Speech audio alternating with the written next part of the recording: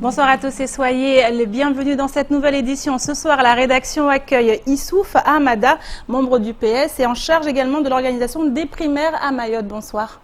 Bonsoir à vous. Bonsoir à tous celles et ceux qui nous écoutent ce soir, qui nous regardent ce soir. Alors, des primaires sont prévues le 22 et 29 janvier prochain dans le cadre des élections présidentielles du côté de la gauche. On verra ce qu'il en est du côté de la fédération ici à Mayotte, ce que vous prévoyez de faire. On en parle tout à l'heure avec vous, Issouf Hamada. Avec nous également sur le plateau, Pierre Bellucci. Bonsoir Pierre. Bonsoir Amina, bonsoir à tous. Alors les parents d'élèves sont mécontents, une fois de plus, d'autres parents aujourd'hui qui se sont manifestés du côté de Doujani. On verra pourquoi, vous nous en parlerez tout à l'heure Pierre. Mais d'abord, voici les titres de ce jeudi 12 janvier. Le nouveau conseil portuaire qui s'est tenu ce matin à Longoni aura été marqué par le boycott du délégataire MCG. Idanel a joué la politique de la chaise vide afin de protester contre un ordre du jour considéré comme en inadéquation avec les véritables problématiques au port. La réunion aura donc accouché d'une souris, mais pouvait-il en être autrement en l'absence du délégataire? Le point d'ouverture de votre journal. Cela fait de longs mois que les écoles du département sont en proie aux fermetures. Grève, insécurité, insalubrité, rythme scolaire, les raisons sont multiples, mais le ras-le-bol est désormais à son comble. En effet, les parents en ont assez que leurs enfants soient les victimes permanentes d'un système éducatif à la dérive. La JKE est sur le point de mourir. Créée il y a quelques mois, l'association vit aujourd'hui des heures sombres en raison de querelles internes. Les jeunes membres se retrouvent à nouveau livrés à eux-mêmes, alors même que ces derniers avaient trouvé dans les activités proposées une raison de retrouver l'espoir. Reportage à la fin de cette édition. Et pour commencer, direction sans plus tarder le port de Longoni où se tenait ce matin le premier conseil portuaire de l'année. Une réunion qui aura permis de réunir les différents acteurs du port à l'exception de le délégataire MCG qui a décliné l'invitation. Pourtant, les points à l'ordre du jour le concernaient au plus haut point puisqu'il s'agissait d'évoquer les tarifs des grues et RTG ainsi que la desserte portuaire. Si les premiers ont pu être validés à titre provisoire, la question de la desserte portuaire en revanche a dû être reportée. Le point dans ce sujet signé Abbas Alidi, Pierre Bellucci et Leslie Vimnet. Idanel l'avait annoncé, le conseil portuaire de ce matin serait boycotté par le délégataire du port. Néanmoins, la réunion s'est bel et bien tenue et le quorum a pu être atteint. Pour Fatima Soufou, la première vice-présidente du conseil départemental, tout s'est d'ailleurs déroulé pour le mieux. Le conseil portuaire s'est très bien déroulé. Il est vrai que malheureusement notre délégataire n'a pas pu être présente ce matin, mais nous avons examiné les deux points. D'abord les tarifs qui ont été validés. Donc l'arrêté décidé par le président du conseil départemental a été validé par le conseil portuaire. Et le deuxième point concernant la desserte portuaire, le conseil a jugé utile de reporter ce sujet à une date ultérieure puisque notre délégataire n'était pas sur place pour donner plus de précisions sur le sujet. Cette question de la desserte portuaire faisait en effet partie des raisons pour lesquelles MCG a opté pour la politique de la chaise vide.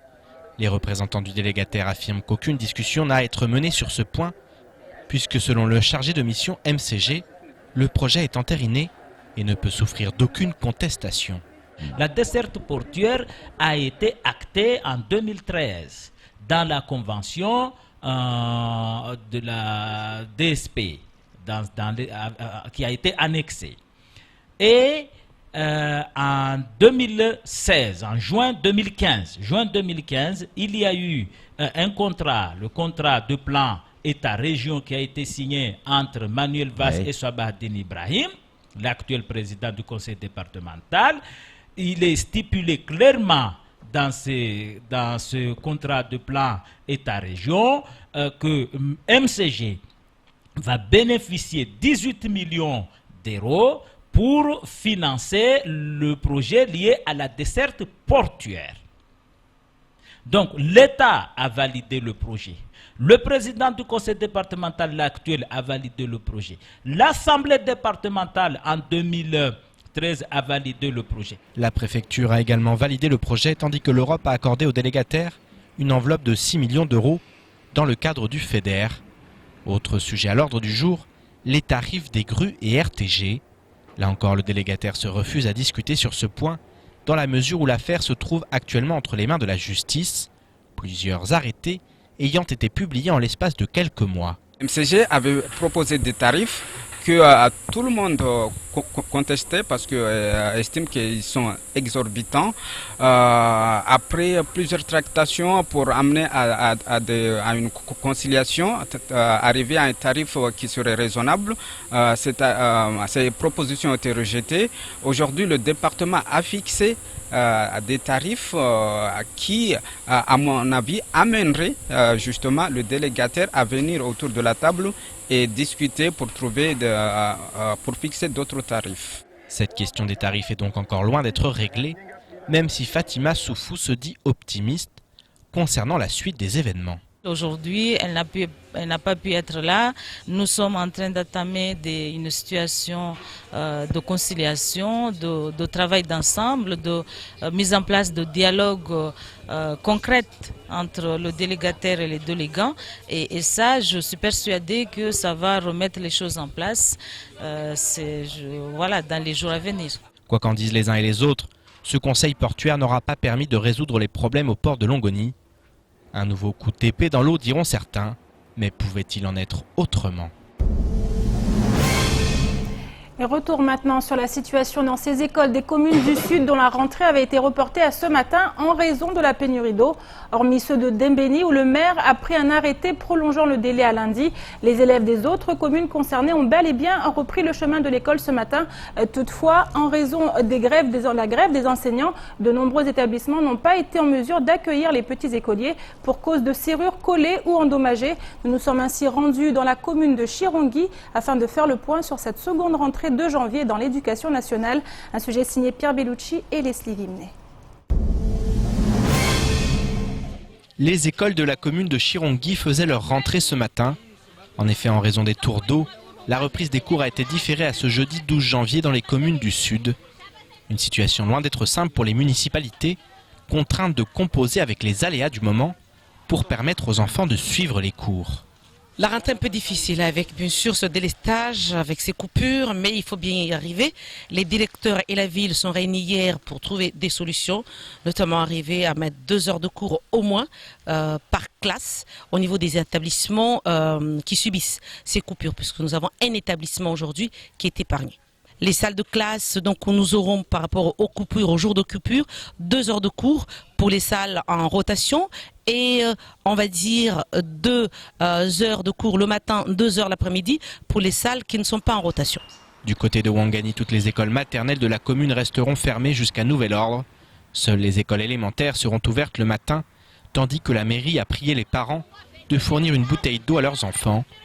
Si le minimum est donc assuré dans de nombreuses écoles du Sud, reste le problème de la grève.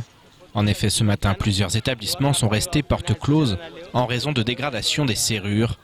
Une situation que les parents d'élèves ont de plus en plus de difficultés à accepter. Syria par rapport à l'avenir, ça m'a Maurice Regenyuma, la Tsomia, ou Fagnos grève, na syndicaliste. Na Mauro ou Rendraken Syria 10, c'est pas normal, je te virao. Adsini virao Tsunzuri. Tsinzuzuri Mazar perdait 2 mois Zawanatsa. Les instituts étaient capables quand même de commencer les cours hier et aujourd'hui on a amené les élèves, en venant on a trouvé que tout est fermé. Donc c'est la pénurie de nos enfants qui sont vraiment en danger.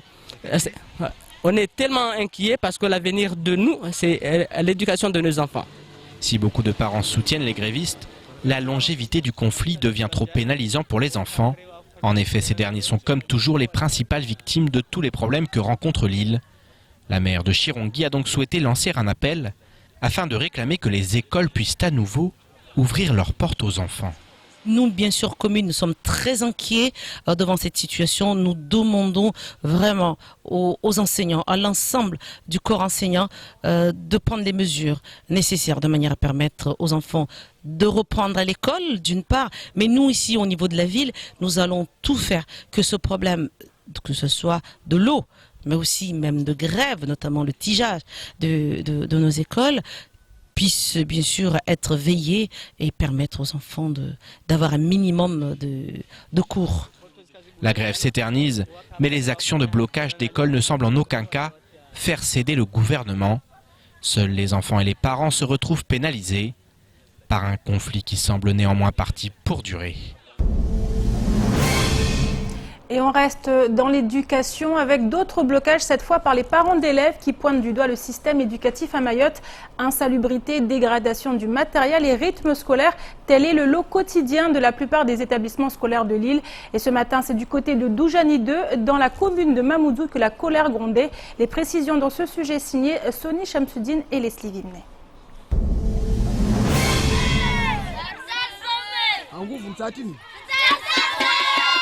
Un cri du cœur lancé par des écoliers en détresse. À Doujani 2 ce matin, le portail des établissements était de nouveau scellé. Un jour de plus perdu pour les élèves, un jour de trop pour les parents. Ces derniers montent au créneau.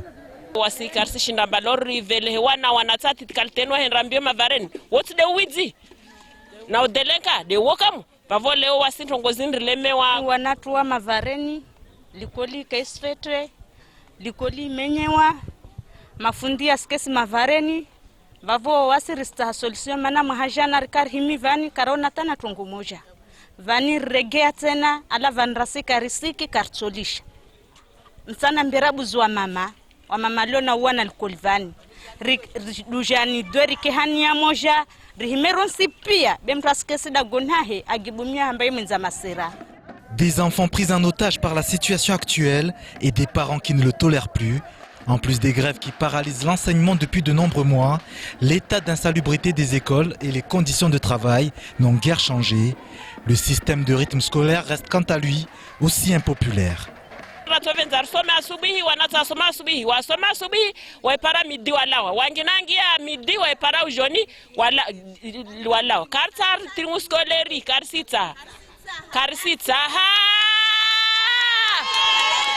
À Mayotte, les jours passent et la situation de l'éducation semble ne pas voir le bout du tunnel. Décidément, Pierre, cette rentrée scolaire 2017, enfin cette mi-rentrée, est complètement, vraiment compliquée. Hein. Oui, c'est vraiment très très compliqué. Ça l'est depuis le début de l'année, ça l'est depuis de longs mois en fait. Ça va de mal en pis, même on pourrait dire. Là, on parle du premier degré, hein, le second degré, notamment pour ces blocages. Ça fait des mois qu'il y a des blocages avec les grèves, avec effectivement cette insécurité, l'insalubrité dans de nombreux établissements, et également ces rythmes scolaires qui posent problème. Donc tout ça, ce sont des problématiques qui ne sont pas nouvelles.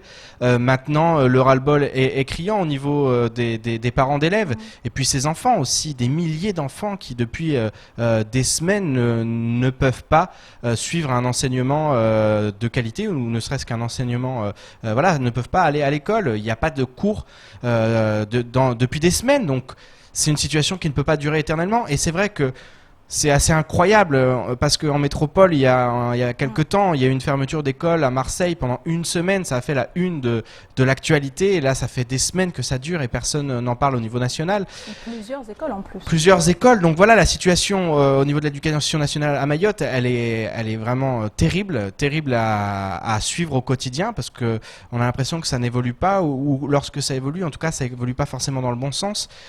Donc on est face à ce constat d'échec.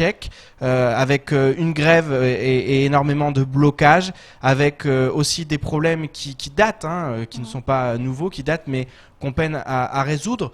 Pourquoi ? Parce que pour tout ça, il faut des moyens. Et elle est là, la problématique dans l'éducation, comme dans de nombreux domaines à Mayotte. Il faut des moyens.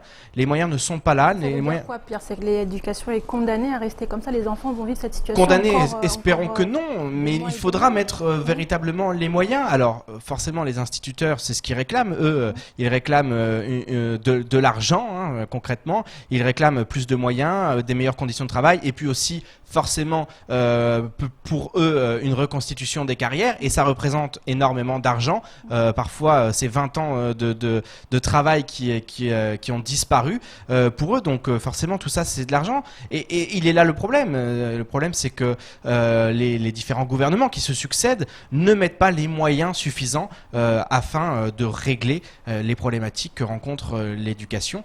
Donc tant qu'on sera dans ce schéma-là, effectivement, le vice-rectorat mène un travail qui est important au vu de la situation. Et on sait que beaucoup des fonctionnaires, c'est difficile lorsque l'on est fonctionnaire d'aller à l'encontre de ce qui se passe ou de dire voilà, on essaye de faire avec ce qu'on a. C'est ce que fait le vice-rectorat Mayotte, il fait avec ce qu'il a, mais il n'a pas suffisamment. Au niveau des mairies, c'est pareil, elles n'ont pas suffisamment, on parle du premier degré, elles n'ont pas suffisamment. On sait qu'il faudrait construire une nouvelle salle de classe chaque jour à Mayotte. Voilà, et on sait que les retards sont déjà très nombreux, qu'au niveau des locaux, 80% des établissements à Mayotte ne sont pas conformes au niveau de l'hygiène et de la sécurité. Voilà le triste bilan de Mayotte, il n'évolue pas malgré. Tout ce retard, Pierre, pour les élèves en termes d'apprentissage, est-ce qu'il va être rattrapé? C'est ça la question que se posent de nombreux parents aujourd'hui. Oui, se rattraper, non, c'est impossible. Et ce qui est terrible, c'est que déjà, les difficultés sont nombreuses à ce niveau-là. Les lacunes sont nombreuses pour beaucoup d'élèves. Et avec ces semaines sans cours, on peut imaginer, notamment, surtout dans l'élémentaire, au niveau du CP, c'est une classe qui est très importante. On apprend à lire, on apprend à écrire. Et ces bases-là, c'est très difficile de les rattraper après. Les syndicats le disent. Ce matin, nous recevions Henri Noury du SNES qui, justement, expliquait qu'on reporte, mais on ne rattrape jamais, c'est trop difficile de rattraper, donc ces rattrapages, ils sont absolument impossibles, donc c'est des lacunes que les enfants, et c'est surtout eux qui en pâtissent de cette situation depuis des semaines, c'est les premières victimes alors qu'elles n'y sont absolument pour rien, comme très souvent à Mayotte d'ailleurs, les enfants sont vraiment traités d'une drôle de manière sur ce département, et c'est vraiment terrible, et ce qui est terrible, c'est que ça n'évolue pas, malgré le fait que voilà, nous en parlions régulièrement. Pour nous aussi, c'est un peu difficile en tant que journaliste parce qu'on a l'impression de se répéter sans cesse et puis que la situation n'évolue pas. Le ras-le-bol, en tout cas, il est réel au niveau des parents et puis aussi des enfants. Les enfants, ils le disent, ils aiment aller à l'école, ils ont envie d'apprendre et ils ne peuvent pas. Donc voilà, c'est la triste réalité. On espère que ça va bouger. On espère que 2017, ça va être une année où enfin on va pouvoir voir des évolutions au niveau de l'éducation et dans tous les domaines à Mayotte. Merci beaucoup Pierre pour cette intervention. Et autres sujets qui font l'actualité de ce jeudi 12 janvier, le nouveau record de Mayotte en matière de natalité ou encore le 101e département pris en exemple par le Front National à des fins électorales. Davantage de précisions dans l'actualité en bref. Après plus d'une semaine de grève, les personnels navigants commerciaux de la compagnie Air Austral ont réussi à trouver un accord en vue d'une sortie de conflit. Hier après-midi, un protocole de sortie de crise a ainsi pu être signé. Hausse des bas salaires, intégration des travailleurs en CDD, prime à l'étape, les avancées sont réelles. Le PDG d'Air Austral, Marie-Joseph Mallet, a d'ailleurs réagi en ces termes. « Je suis particulièrement heureux de pouvoir annoncer la fin de cette grève et qu'une sortie respectant les intérêts de chacun ait pu enfin être possible. Je tiens avant toute chose à remercier tous nos passagers pour leur compréhension, ainsi que tous nos partenaires qui, de près ou de loin, nous ont soutenus pendant ce moment difficile. Je veux remercier aussi les équipes d'Air Austral qui ont effectué un travail remarquable dans ces conditions si particulières. Une grève est un constat d'échec collectif. Nous devons en tirer les leçons pour mieux travailler ensemble et aller de l'avant. Les grévistes ont donc repris le travail ce matin, tandis que le retour à la normale devrait s'opérer rapidement. 9514, c'est le chiffre record du nombre de naissances à Mayotte pour l'année 2016. Il vient d'être dévoilé par le directeur du CHM, Étienne Morel. Avec environ 500 naissances de plus en un an, Mamoudzou reste plus que jamais la plus grande maternité de France. Entre 2014 et 2016, le chiffre des naissances est ainsi passé de 6814 à 9514 par an, soit une croissance d'un tiers. Dans ces conditions, en 2016, le CHM a été contraint de recruter une quarantaine de sages-femmes, tout en jouant avec les transferts vers les maternités périphériques. Mais à ce rythme, il devient désormais urgent d'élargir les locaux. En effet, le manque de place devient criant et les conditions de travail et d'accueil se dégradent au fil des mois. Courant 2017, un dossier devrait ainsi être déposé auprès du comité interministériel de performance et de la modernisation de l'offre de soins pour reconstruire et augmenter les capacités du centre hospitalier de Mayotte. Fin septembre 2016, Joëlle Melin, la députée européenne du Front National, était à Mayotte pour une visite visant notamment à préparer la venue de Marine Le Pen quelques semaines plus tard. Elle a ainsi pu constater les difficultés rencontrées sur le département, notamment en ce qui concerne l'immigration, principal cheval de bataille du parti d'extrême droite.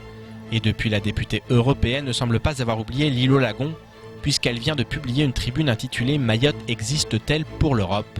Elle y évoque ainsi le problème d'immigration sur l'île aux parfums, en dénonçant la passivité des institutions européennes. Elle écrit ainsi, je cite, « Cette île est devenue une poubelle à ciel ouvert, les eaux sont polluées, les pillages des ressources agricoles sont habituels, Mayotte est devenue le plus grand bidonville de France. » Le SAS ne cesse donc de s'intéresser au sort du département, qui semble aujourd'hui devenu son meilleur exemple pour justifier ses idées. Et on reste avec la politique et je me tourne maintenant du côté de mon invité, Issouf Hamada, membre du PS en charge de l'organisation de la primaire qui s'annonce ici à Mayotte, sur le territoire national en général. Alors on va parler de ces primaires qui sont organisées les 22 et 29 janvier. Clairement, comment ça se passe actuellement? Écoutez, actuellement ça se passe bien. Ça se passe bien, on s'organise, on se prépare pour. Et on est en plein dedans, quoi, pour faire en sorte que les primaires se déroulent dans de bonnes conditions au niveau de Mayotte. Alors on sait que la primaire est ouverte à l'ensemble de la population avec les conditions de participation. Absolument, c'est un petit peu la particularité. Les primaires sont ouvertes à l'ensemble de la population de Mayotte inscrite sur la liste électorale. Et aussi, on demande une participation citoyenne de 1 euro en ce qui concerne la primaire de la gauche, de 1 euro, et puis signer la charte qui sera sur place sur les bureaux de vote, qui montre vraiment son adhésion aux valeurs de la gauche. Ça rappelle un peu aussi ce qui s'est passé chez les Républicains. Absolument, sauf que chez les Républicains, c'était 2 euros. Alors justement, parlons maintenant de votre programme, le PS. Que prévoit le PS pour Mayotte ? Ça va être très difficile de parler du programme parce que le programme en lui-même, il est en cours de rédaction actuellement. Donc je ne peux pas trop m'avancer là-dessus. Je sais qu'il y a beaucoup de choses que nous avons travaillé là-dessus, que nous avons remonté sur Paris et que nous souhaitons que le candidat qui sera choisi s'en tiendra vraiment pour essayer d'avancer Mayotte. Alors ces primaires, on l'a vu, de nombreux candidats. Ici, on n'a pas forcément beaucoup parlé de ces candidats, de leur programme. Est-ce qu'il y a des choses qui se font? Est-ce qu'il y a des comités de soutien qui se créent ou qui vont se créer pour justement soutenir ces candidats en lice?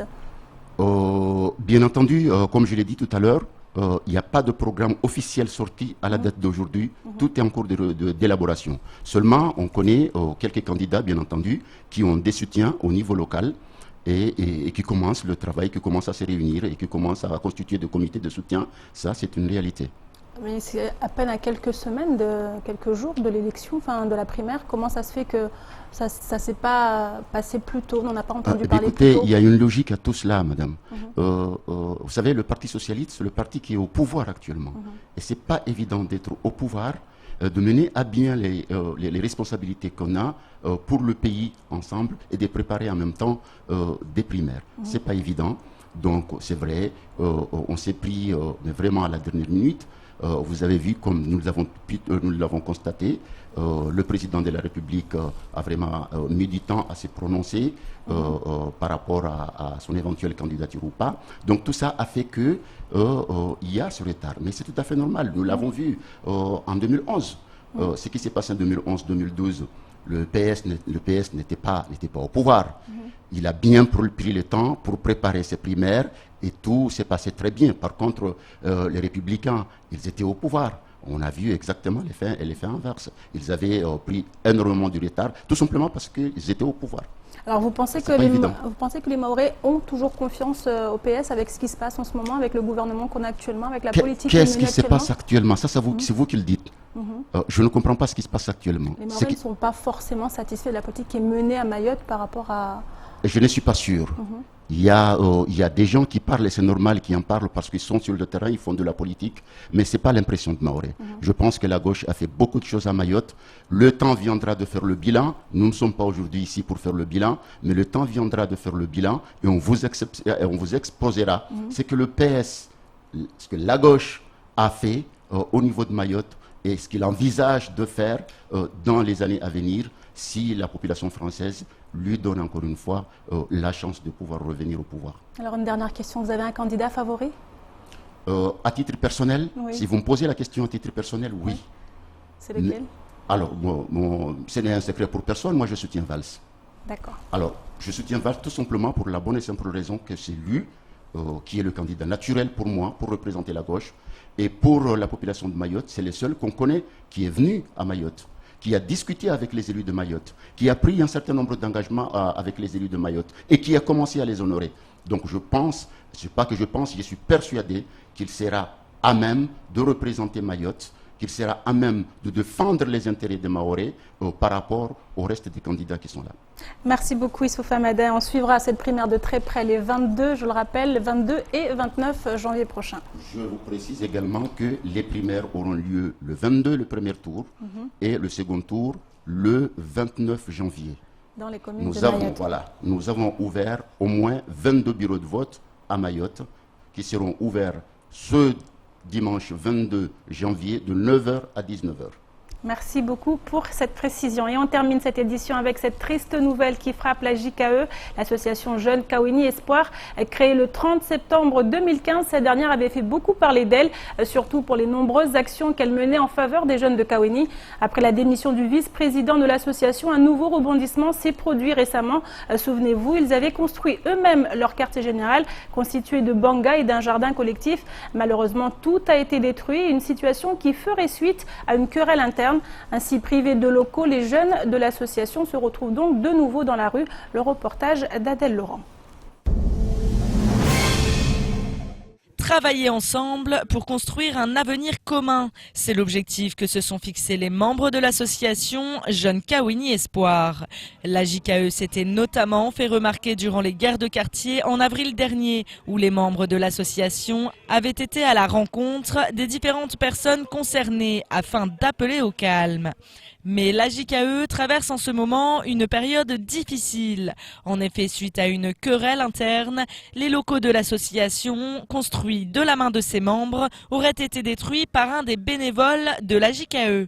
L'association, qui encadrait les jeunes de Kawéni, a dû donc stopper net ses activités. Ça s'est développé très bien, vu qu'il y avait des enfants ici qui avaient compris que grâce à l'association, grâce à des gens qui lui disent qu'il faut arrêter de faire n'importe quoi dehors. Ils avaient au moins la possibilité de nous entendre au fait. Et ils avaient diminué ce qu'ils faisaient dehors dans la rue, soi-disant frapper ou voler des trucs. Ils n'étaient pas dehors à faire n'importe quoi. Vu qu'il n'y a plus l'association, même eux se demandent à quoi ça va venir leur vie au fait. Des jeunes qui se retrouvent à nouveau dans la rue. Mais les membres de la JKE ne baissent pas pour autant les bras. En effet, ils cherchent en ce moment même un nouveau local où installer le bureau de l'association et où organiser à nouveau leurs activités avec les jeunes. Et à l'occasion de ce reportage, ils ont souhaité faire passer un message. Moi, j'ai passé les messages toutes les associations, même il y a plein d'associations Kawéni, il y a je sais pas, peut-être 30-40 pour participer à notre association, pour regrouper, pour parler, pour changer notre chose. Je dirais aux gens, en fait, aux grandes personnes, aux élus et tout, qu'ils nous aident à ouvrir l'association en fait. Qui nous aide à ouvrir une vraie association avec des membres et des bureaux et tout. Association Jeunes Kawéni Espoir, il y avait toujours l'espoir. Et maintenant, on a toujours l'espoir qu'on peut faire aussi quelque chose. Un appel au rassemblement et à l'entraide. Il reste à espérer que leur message soit entendu par les bonnes oreilles pour que cette association survive à cette épreuve. Et c'est la fin de cette édition. Merci à vous de l'avoir suivi. Une édition à rediffuser qui sera rediffusée sur OM5, également disponible en replay sur notre site l'infocoesie.fr, sur YouTube et sur notre page Facebook. Demain matin, dès 6h, retrouvez toute l'équipe de la matinale. À 7h, Azad, le directeur administratif et financier de Balou, sera sur le plateau pour parler de la grève au sein de l'entreprise. Un conflit qui, pour la première fois, sera évoqué en présence d'un membre de la direction. À 7h30, la parole sera donnée à Anchia Bamana au sujet de la problématique de l'eau, plus précisément sur ces tours d'eau dans les communes du Sud. C'est ici que s'achève cette édition, on l'a dit. Je vous donne rendez-vous demain à 19h. Bonne soirée à vous sur KTV.